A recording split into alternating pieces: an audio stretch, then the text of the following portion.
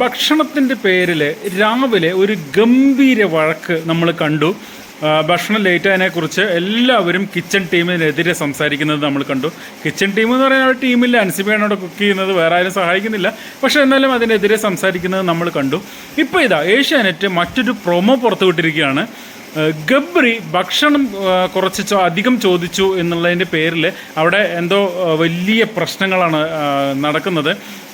അൻസിബ പറയുന്നുണ്ട്, ജാസ്മിൻ ജയിലിൽ പോയതിൻ്റെ പേരിൽ അതിൻ്റെ രോഷം ഞങ്ങളോട് തീർക്കരുത്. അതായത് അൻസിബയാണല്ലോ ഏറ്റവും കൂടുതൽ ജാസ്മിനെ വിമർശിച്ചത്, അപ്പോൾ അത് അൻസിബയോട് തീർക്കരുത് എന്ന് അൻസിബ പറയുന്നുണ്ട്. അപ്പോൾ ഗബ്രി ചാടി എഴുന്നേറ്റ് അൻസിബയുടെ അടുത്തേക്ക് ചെല്ലുന്നു. അനാവശ്യമായിട്ടുള്ള കാര്യങ്ങൾ സംസാരിക്കരുത്, ഭക്ഷണം തരാൻ പറ്റില്ലെങ്കിൽ അത് തരാൻ പറ്റില്ല എന്ന് പറഞ്ഞാൽ മതി എന്നൊക്കെ പറഞ്ഞിട്ട് അവിടെ അൻസിബയോട് പൊട്ടിത്തെറിക്കുന്നുണ്ട്.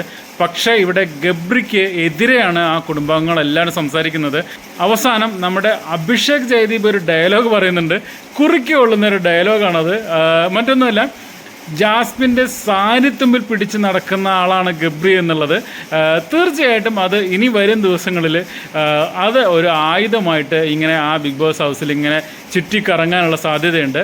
എന്തായാലും ഇന്നത്തെ വൈകുന്നേരം ബിഗ് ബോസിനകത്ത് നിറയെ പൊട്ടിത്തെറികൾ മാത്രമാണ്.